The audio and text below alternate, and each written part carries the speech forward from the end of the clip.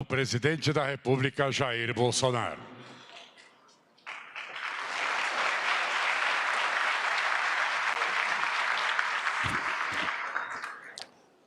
Bom dia a todos. Um governo que acredita em Deus, respeita os seus militares, defende a família e deve lealdade ao seu povo. Nada se pode construir sem a verdade, nem mesmo o menor núcleo da sociedade, que é a família. Hoje, são 31 de março. O que aconteceu nesse dia? Nada.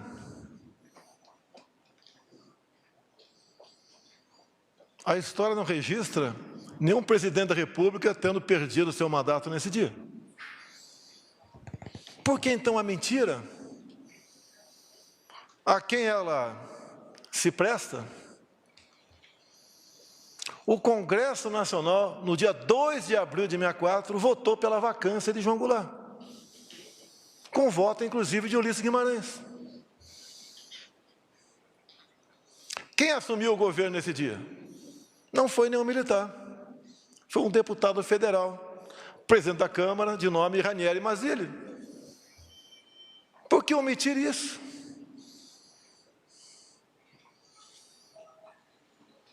O que aconteceu no dia 11 de abril de 64? Tivemos eleições indiretas na Câmara dos Deputados, no Congresso Nacional, à luz da Constituição de 1946. E ali, com voto também de Ulisses Guimarães, o Congresso, com quase 100% dos presentes, elegeu o Marechal Castelo Branco como presidente da República, à luz da Constituição de 46. E ele só tomou posse no dia 15 de abril de 64. E prosseguiu a história. Todos aqui tinham direito, deputado Daniel Silveira, de ir e vir, de sair do Brasil, de trabalhar, de constituir família, de estudar, como muitos aqui estudaram naquela época. O que aconteceu, imprensa brasileira? No dia 7 de outubro de 1984, houve um editorial na capa do jornal Globo, assinado pelo jornalista Roberto Marinho, Julgamento da Revolução. E ele expôs ali toda a verdade. E a história seguiu. Quem esteve no governo naquela época fez a sua parte. O que seria do Brasil sem as obras do governo militar? Não seria nada. Seríamos uma republiqueta. O que seria da agricultura sem Geisel ter mandado Aulice Paulinelli a enviar para fora do Brasil jovens a estudar agricultura? E hoje nós somos essa potência no agronegócio. O que seria do coração da Amazônia sem Castelo Branco? Assinou o decreto criando a Zona Franca de Manaus. Certamente já teríamos perdido a Amazônia. A resiliência do povo brasileiro, o trabalho daqueles, naqueles anos de governo, foi difícil também. É uma luta da verdade contra a mentira, da história contra a história, do bem contra o mal. E o Brasil resistiu. Obras fantásticas, desbravamento do centro-oeste.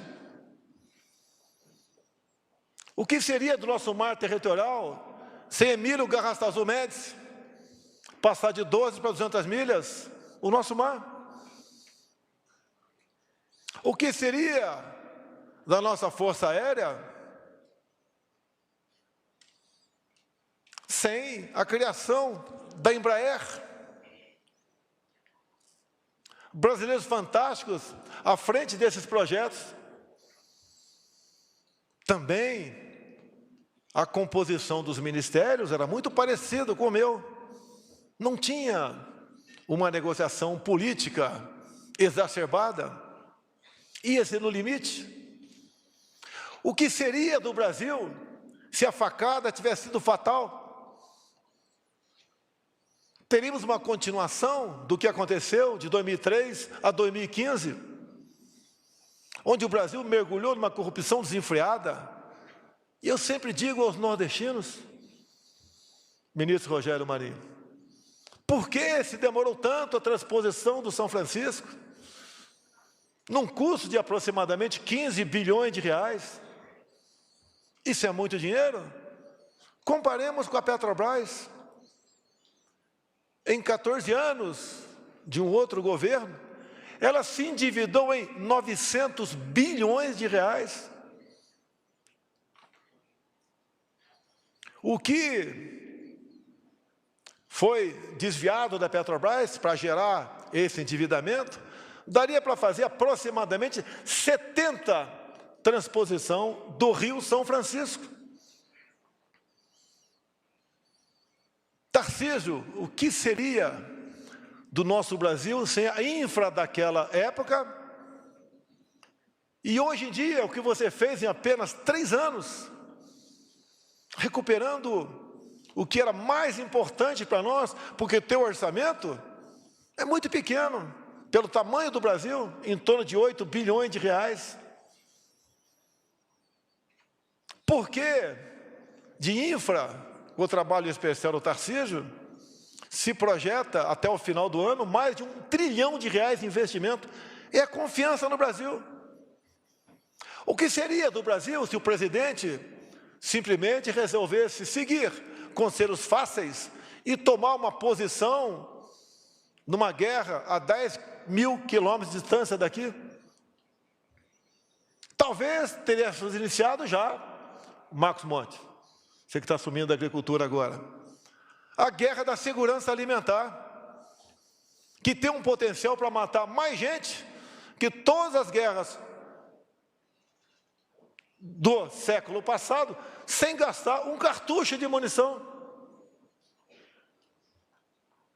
O que seria do Brasil durante a pandemia se medidas tomadas por esse governo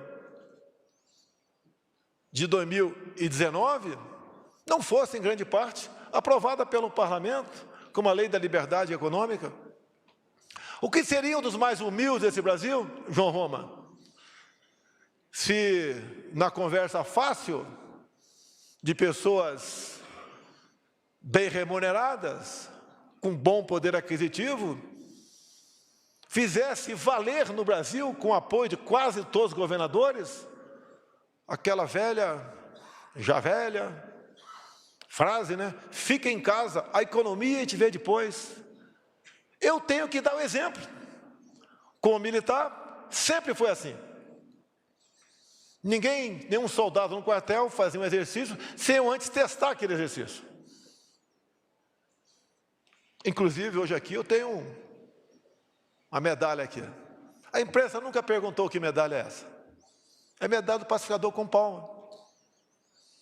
Que prevendo uma situação que poderia acontecer, o soldado Celso Negão, aí ele, deve ser parente teu, caiu no exercício de uma lagoa, água doce, barrenta, tinha aproximadamente 2,5 metros de profundidade. E eu saltei na água e tirei, eu era Negão, ou melhor, o Celso Negão, o Hélio só veio na política no Rio. O Celso da Lagoa, arriscando a própria vida. Ainda me chamam de racista. Se vocês viram o Celso, é muito parecido com ele. Mas aquilo era uma previsão, uma possibilidade, me preparei para aquilo. Não interessa qual soldado, a cor do soldado que porventura estivesse morrendo naquele momento ou caindo dentro d'água. Fui lá. O que a gente aprende ao longo de nossa vida toda? Não vou falar do meu passado. A foto mais antiga que eu tenho, meu pai, um cigarro de palha na boca, um pedaço de madeira, um pedaço de arame, segurando uma traíra de aproximadamente 10 quilos. Desde cedo eu convivo com as traíras. Mas acabo indo para a panela, todas elas, sem exceção.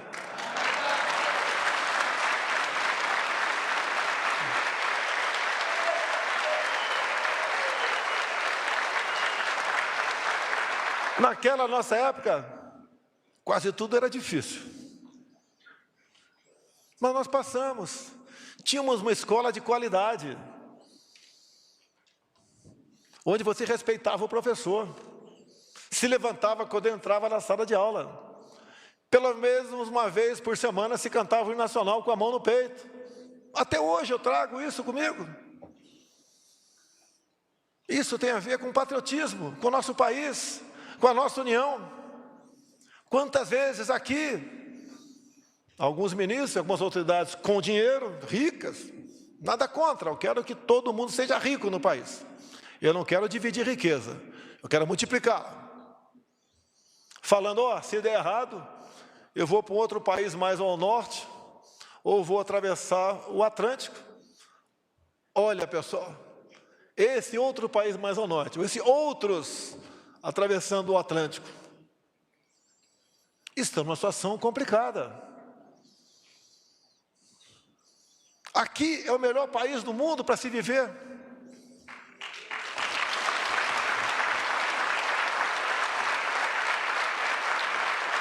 Mas uma coisa, cada um de vocês tem que ter na cabeça.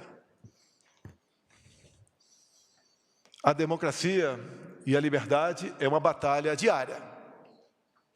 Deste governo, imprensa brasileira, vocês nunca ouviram uma palavra de censura à mídia, de controle social, de desmonetizar a página de pessoas que pensam diferente do presidente. Temos inimigos assim. São poucos inimigos de todos nós aqui no Brasil. Poucos. E habitam essa região dos três poderes. Esses poucos podem muito, mas não podem tudo.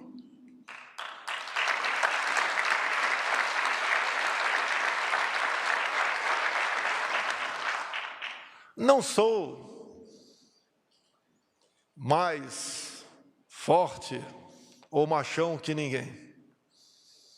Quando você tem praça no exército, jurei dar minha vida pela pátria. Acredito que todos vocês aqui hoje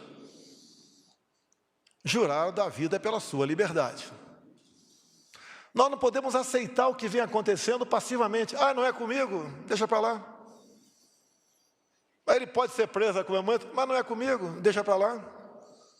Ele pode ter os seus bens confiscados, o seu salário retido, não é comigo, deixa para lá. Vai chegar em você. Olha só, hoje nós temos um presidente da República, um chefe de executivo, que luta por transparência nas eleições. Proibiram duvidar de urna eletrônica. Se duvidar, eu caço registro e prendo.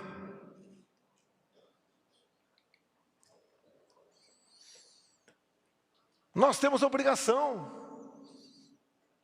de exigir das autoridades a certeza na transparência do voto, porque o voto é a alma da democracia. Sei da minha responsabilidade, mas sei muito bem de que se eu não decidir,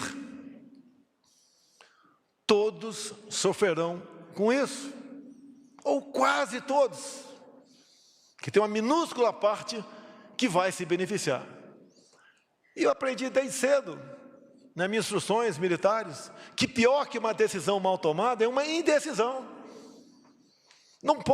Você não pode ter ao teu lado conselheiros dizendo o tempo todo, calma, calma, espere o momento oportuno.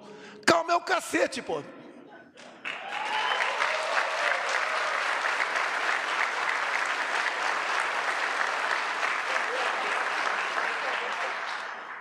Eu estou aqui por ser voluntário. Tenho que fazer trabalhos difíceis. É muito fácil eu falar, Daniel Silveira, cuida da tua vida. Não vou falar isso. Fui deputado por 28 anos.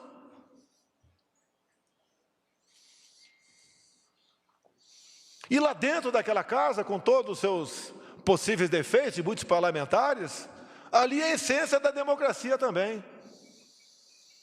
Ali, em 2001, brigamos por uma emenda parlamentar, uma emenda à Constituição, uma PEC, onde se botou no artigo 53 o termo quaisquer. O que é quaisquer? Quaisquer é quaisquer. Deputados e senadores, civil e penalmente, são inimputáveis por quaisquer palavras, opiniões e votos. Tanto é, quando se fala em liberdade de expressão, o meu partido, que eu sou dele, o PL agora, entrou com uma ação no TSE sobre o show de uma Lula Palosa aí da vida, aí, que falou palavrões a meu respeito. Quando eu fiquei sabendo, liguei para o presidente, dei a minha opinião para ele, e ele concordou comigo. Retiramos a ação. Ou se tem liberdade de expressão, ou se não tem.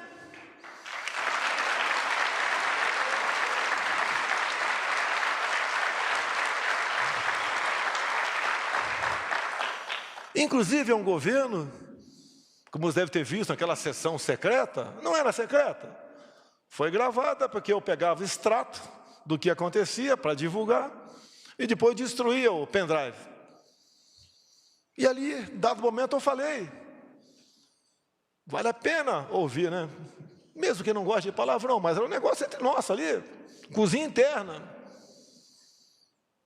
Eu falei que povo armado jamais será escravizado.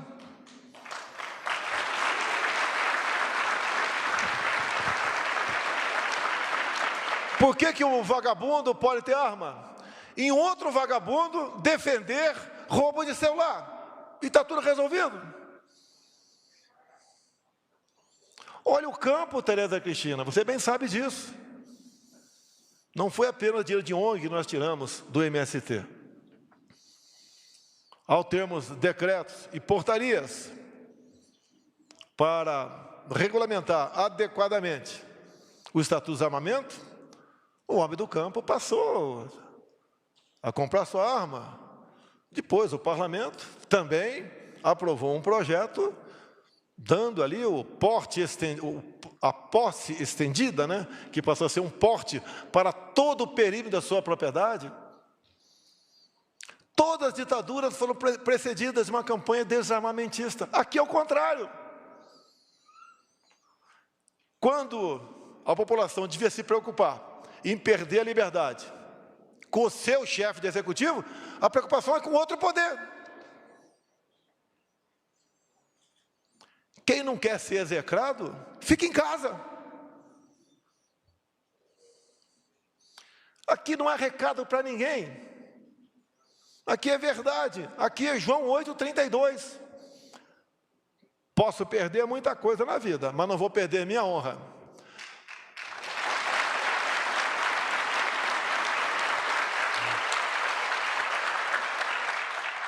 Eu não vou perder aquilo que é fantástico para mim, como é para o Neymar quando faz um gol.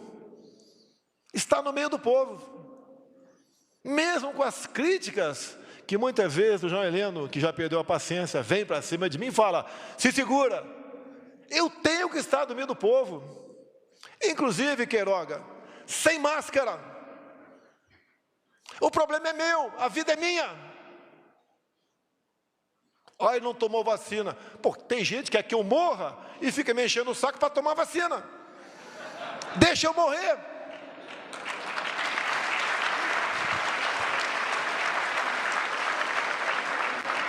Agora eu vejo a imprensa envergonhada. Olha, ninguém sabe o que aconteceu na África. Pouquíssimas mortes por Covid. Olha, imprensa. O pessoal da África subsaariana, para combater a cegueira dos rios, eles tomam ivermectina. E para combater a malária, eles tomam hidroxicloroquina. E puta de uma coincidência, isso serve para combater o vírus. Estou respondendo o processo por isso. Um ministro que não tem o que fazer, deve ser um desocupado, fica o tempo todo me processando.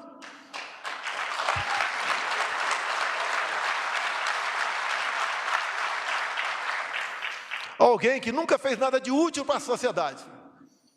De repente, processo todo dia o deputado, ou melhor, o presidente, o deputado também, né?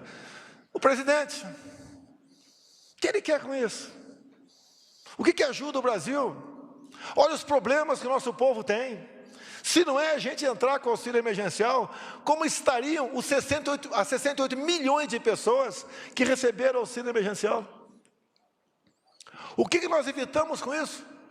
Evitamos saque a supermercado, desordem, caos.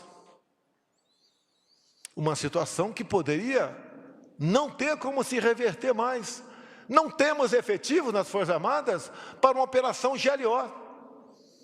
Para o tamanho desse Brasil, salvamos o Brasil desse caos. Ajudamos os mais necessitados. E olha o que foi gasto de auxílio emergencial em 2020. O equivalente a 15 anos de Bolsa Família. Ainda nos acusam. Ainda querem nos culpar de negligência. Agora, o outro lado não apresentou nada para ajudar os mais necessitados. Nós temos responsabilidade. 1/3 do meu ministério sai hoje, com a cabeça erguida. Está na cara que vou disputar um cargo eletivo. Senão não sairiam. Tem o que falar no seu estado. Não vai receber críticas sobre corrupção, que eu digo, isso não é virtude, é obrigação. Por muitas vezes, por uma gota d'água se faz um tsunami contra o governo. Agora, esses dias, a PF diz que eu não tenho nada a ver, e nem a saúde, com uma vacina que não foi comprada, que não foi gasto R$1, mas uma ministra, não, eu não vou arquivar. Isso é passível de detenção do presidente. O que essas pessoas querem? O que tem na cabeça? O que essas pessoas ajudam o Brasil?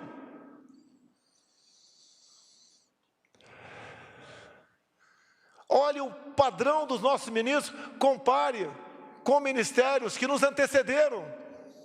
Pela metade já foi presa no passado. Tudo era loteado. Quantas vezes eu, deputado federal, uma votação importante, vi ali os líderes partidários discutindo. Viu a minha lista de fidelidade? O meu partido votou mais gente favorável do que o outro, porque ele tem 3 ministérios, eu só tenho 2, então eu quero 3.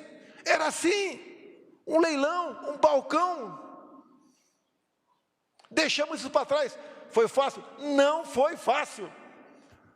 Jamais faria isso, mas se tivesse gravado certas reuniões a minha mesa, vocês vão ver por dentro o que é o Brasil.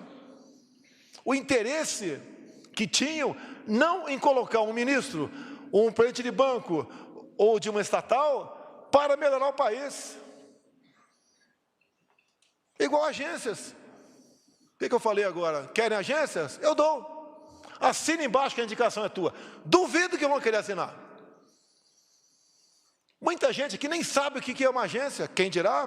Quem está nos assistindo? Os interesses em jogo. Uma agência pode muito mais, muitas vezes, que o próprio ministério.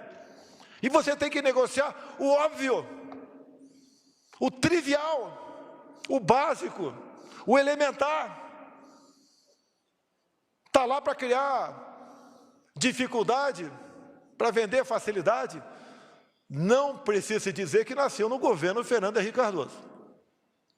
É igual a defesa. A defesa nasceu em 99, não por uma necessidade militar, nasceu por uma imposição política. Queriam tirar os militares da mesa ministerial. Como é chato, né? Conversar com o militar e buscar uma maneira de se dar um jeitinho. Vamos tirar esses caras daqui. Recuperamos isso. Trouxemos os militares para o centro do problema, juntamente com civis. Quem podia esperar? O major da Polícia Militar, ministro do Tribunal de Contas da União. Está lá. Quem podia esperar? Um evangélico no Supremo Tribunal Federal. Está lá. Eles queriam era outra diversidade. Quem nasce menina pode botar azul, quem nasce menino pode botar rosa. Qual pai, qual mãe quer isso para o seu filho? Como disse a ministra Damares aqui, não temos nada contra quem tem essa ou aquela opção, quer ter um prazer dessa forma ou de outra, mas emboscar criancinhas de 5 e 6 anos de idade dentro da escola, isso é um crime. Querer, Damares, como uma ministra que te antecedeu na sua pasta aqui, relativizar ou até mesmo legalizar a pedofilia, isso é inconcebível. Tinha essa ministra, Damares, um site chamado Humaniza Redes, onde estava contada uma história, que se você sair da tua casa e encontrar um marmanjo introduzindo o pênis numa criança de 3 anos de idade, você tem que levá-lo para o hospital e não para a delegacia. É esse o sentimento. Levaria para o hospital se fosse para ser atendido com o doutor Peixeira, da utoparia. Quem, porventura, naquela época, achava que eu estava errado, porque não era com o filho dele. Para onde vai uma sociedade? Para onde vai o Brasil ser uma família devidamente estruturada, saudável? Para onde ia a nossa educação? Para onde estava indo a nossa educação? Como há poucos anos. A única vantagem de Paulo Freire e da educação do governo 2003 a 2015 é que não podia piorar mais. Na prova do PISA, nós éramos os últimos lugares em matemática, interpretação de texto e ciência. Parabéns! Não tem como piorar mais. Éramos o 70º lugar de 70. Pobres jovens crescem, muitos indo para a imprensa, sendo militante. Só vê defeito, não vê virtude em nada. Tudo tem um mas. Tudo vem, Para que serve essa juventude? Ontem estive numa fazenda, junto com o Ciro Nogueira, a primeira fazenda 5G do Brasil. Dirigi um trator de mais de $1 milhão. Este equipamento, com 5G, permite uma produtividade de 20% a 30% a mais. Quem vai pilotar um trator desse? Como estive, Marcos Pontes, você estava comigo, no acelerador de partículas lá de Campinas, onde 2 estudantes levantaram e fora Bolsonaro. Eu segurei a segurança, calma. Eu saio daqui agora. Me responda. 7 vezes 8. Não responderam.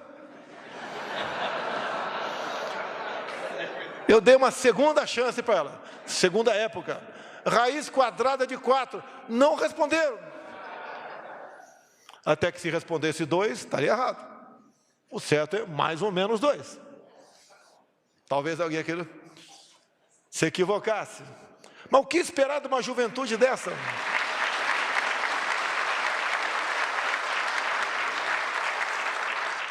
O que espera dessa juventude? Eu lembro de 2017, 2018, quando eu falava em grafeno e nióbio. Era esculhambado, debochado. Bota o nióbio de vice, bota o grafeno de ministro. Eu andei pelo Brasil, fui lá em Miracatu, ver as montanhas de grafite daquela região, e encontrei buracos que não eram de tatu, geometricamente localizado. Perguntei, quem é que fez esse trabalho aqui, para os caboclos? Tem uns 10 anos atrás. O grafeno foi descoberto em 2004. Aí eu não sei, era gente com o olho puxado. Não sei quem era. Olha, hoje em dia, quando se fala em grafeno, eu não vou discutir com o Marcos Pontes isso, é o único material biplano. O que é isso? Uma menina formada pelo IME, Tarcísio, projetou, está na prancheta, uma tela de grafeno para dessalinizar a água do mar. Sabe onde ela está hoje em dia? Fora do Brasil. Quando estive, não está aqui infelizmente o nosso ministro Milton, nos deixou temporariamente, quando estive no grafeno na Universidade Mackenzie, em São Paulo, e comecei a ver o pessoal com uma plaqueta com nome esquisito, né? Smith, não sei o quê. E não tinha nem um Silva, nem um João. Daí eu vi uma menina, Hélio, com a cor da tua pele. Eu falei, essa deve ser brasileira. Eu falei, boa tarde. Ela respondeu, boa tarde. Ela era de Angola. Quem estava bancando essa menina lá? Era o seu país ou quem está dominando aquele país? É quem está dominando aquele país. Depois, Braga Neto, conversei, tinha um pessoal do Exército também lá. Sempre as nossas Forças Armadas, Marinha, Exército, Aeronáutica, sempre. E, logicamente, não vou perguntar o que estão fazendo aqui, né? O cara pode falar, vim passear. Não. Qual é a atividade principal aqui? Estamos estudando aí a blindagem de veículos com grafeno, que quase tudo que está na área militar vai para a civil. E qual a vantagem disso tudo? Bem, é uma blindagem mais resistente com um peso, em média, 80% menor. Ou seja, para o carro de vocês, que é com carro blindado, em vez de ter 300 kg de blindagem, pode ter 50, 40, 30. Uma economia enorme de combustível com grafeno. Estamos chegando lá, inclusive com spray para blindagem. Inclusive com roupa, esse terno aqui poderia ser de grafeno e a prova de bala. Inclusive para cabos de elevadores. Olha a economia com o peso dos cabos para o peso do grafeno, onde um barbante levanta um elefante, onde um grama cobre um campo de futebol. Há questões do nióbio também, fantásticas. Há questões desses dois materiais, quando se pulveriza plantações de amora para que o bicho da seda faça uma amora com grafeno, ou o nióbio, onde, aí com o Marcos Pontes, revestimento de cápsulas, né? Como esses supermísseis, supersônicos são feitos agora, eu não sei. Com toda certeza, de nióbio, tem de vista o seu ponto de fusão, nós de 2.500 graus Celsius. E o Brasil... Estive aqui, eu vou para o encerramento. Estive aqui no início de 2019, um cientista russo que havia descoberto o grafeno. Em dado momento, temos gravado, ele autorizou. Ele falou, por que vocês fazem isso com a sua pátria? Por que vocês vendem commodities? Isso vai faltar para o neto de vocês, para o meu neto também. Por que não se agrega valor a isso? Por que se vende a mina de Catalão a um outro país?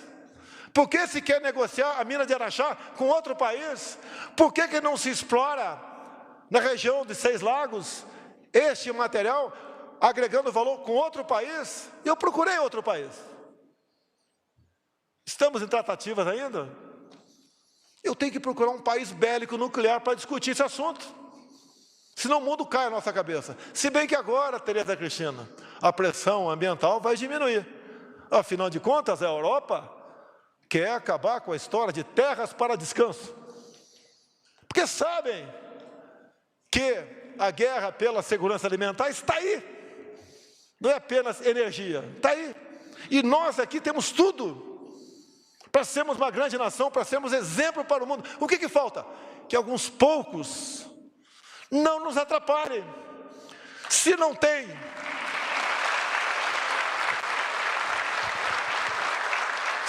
ideias, cala a boca, bota a tua toga e fica aí, sem encher o saco dos outros.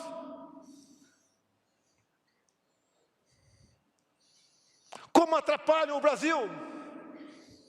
Tereza, ministro Bento não está aqui, o decreto das cavidades. Por que segurar isso? A Tereza Cristina procurou em 2019, para encerrar. Olha que ponto está o nosso Brasil. Tem muita coisa a falar. Ela ficou, ela é baixinha, né? Muita coragem, mas ela é meio franzina. Presidente, tinha que assinar um decreto aqui, revogando outro decreto, mas o senhor vai apanhar muito dos ambientalistas. O que é isso, Tereza? Você sabia, presidente? Eu não sabia. Que é proibido plantar cana-de-açúcar no estado do Amazonas? Eu não sabia. Assinei o decreto revogando isso. Não podia plantar cana-de-açúcar no estado do Amazonas. Será que alguém quer transformar a floresta amazônica num canavial? O que adianta nós termos na foz do Rio Madeira um potencial enorme de potássio se não podemos explorar? O que adianta, Ciro Nogueira, você que é do Nordeste, Gilson também, ter lá um potencial hídrico incalculável no Vale do Rio Cotinga e Roraima, se você não pode fazer uma hidrelétrica ali, uma não, várias hidrelétricas, que pelo volume do rio e pela cota 600, você consegue energia limpa para todo o norte do Nordeste e para toda a região norte. Em vez de fazer o leão de Tucuruí, de Manaus para Boa Vista, vamos usar o contrário, de Boa Vista para Manaus. E os ambientalistas nada falam do consumo até há pouco tempo de mais de 1 milhão de litros de óleo diesel para dar energia elétrica para o pessoal de Roraima. O que falta a nós? Para que Cancún? Se você pode ir para a Baía de Angra, tem o compromisso de uma autoridade do outro lado do mundo de investir R$1 bilhão para fazer o maior polo turístico do mundo na Baía de Angra. Mas não pode por quê? Tem um decreto ambiental que demarcou estação ecológica de Tamoios, 29 acidentes geográficos, no raio de 1 quilômetro, não pode fazer nada. É revogar o decreto. Decreto ambiental, quem revoga é lei.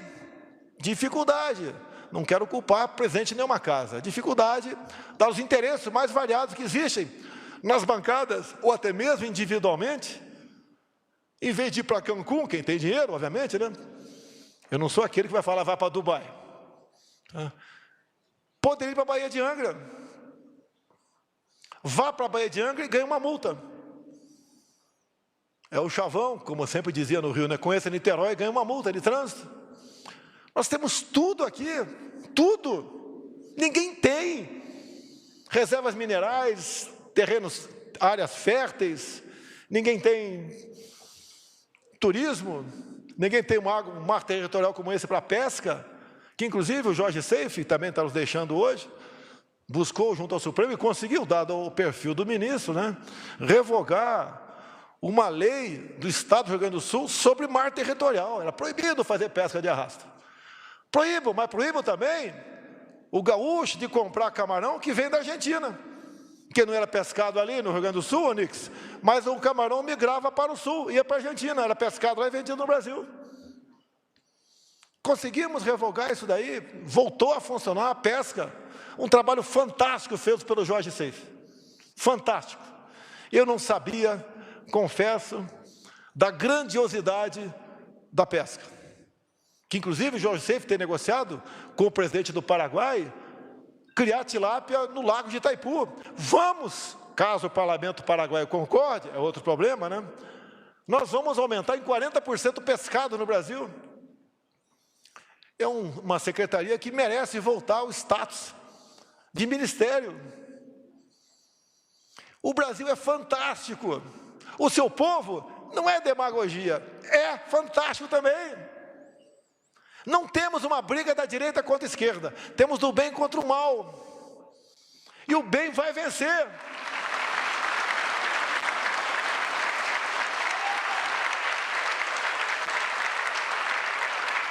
Os nossos irmãos índios, os indígenas, não querem continuar dentro da sua terra como se fossem animais de zoológico.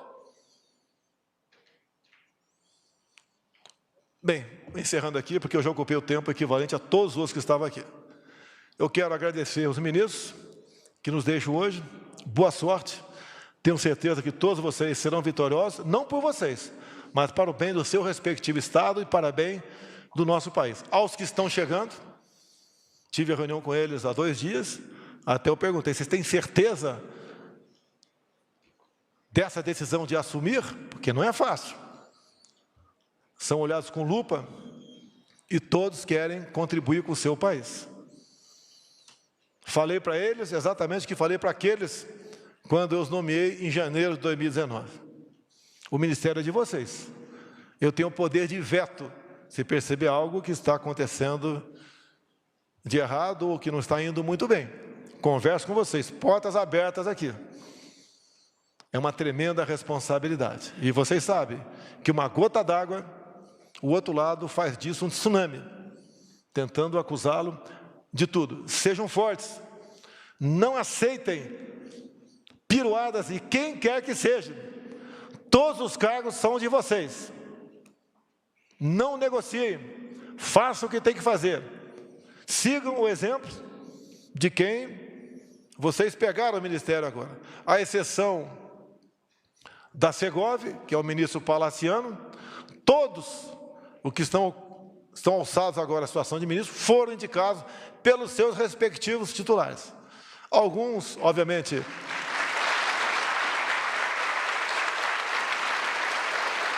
tentaram mudar isso daí, eu não aceitei.